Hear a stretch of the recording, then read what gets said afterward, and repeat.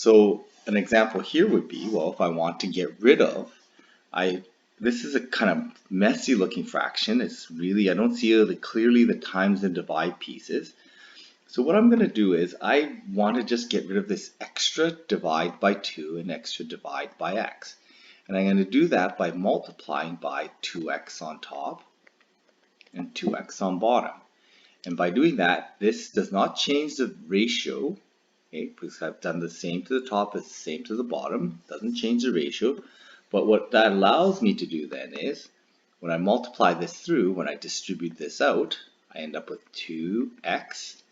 Here the 2's cancel out, and I end up with x squared. Same thing here, I distribute this out. So 2x times x is going to give me 2x squared here. And then the x's cancel out, so I end up with minus 6.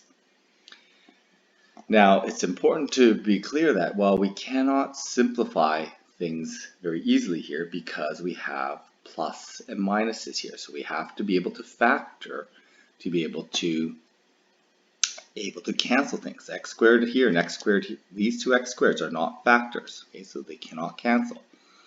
We could try to cancel by factoring, but when we factor, you should notice that there are no common factors, so this does not simplify. So again, what we're looking for is, here we have these fractions inside fractions.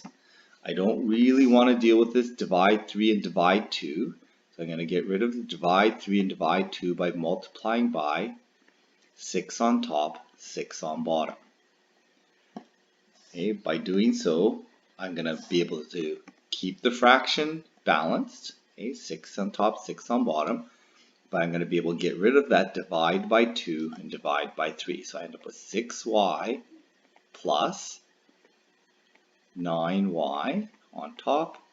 On the bottom, I'm going to end up with 2y.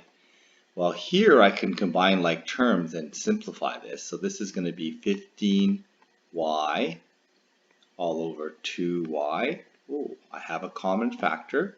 So as long as y is not equal to 0, I can simplify this to 15 over 2.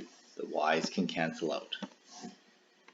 Okay, so I do end up with a factor of y. Notice that there's factors, they're not plus pieces, so they are able to cancel.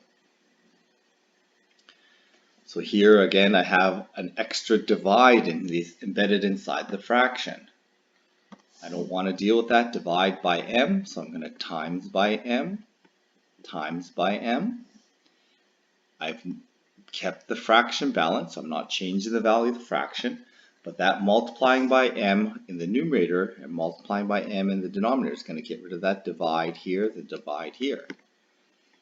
I just have to make sure that I multiply out correctly, so I have to make sure I distribute this correctly and I cancel correctly, so it's going to be plus 6.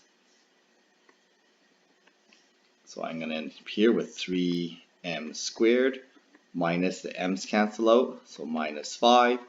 These are unfactorable terms, so this is as low, the lowest terms I could write this rational expression.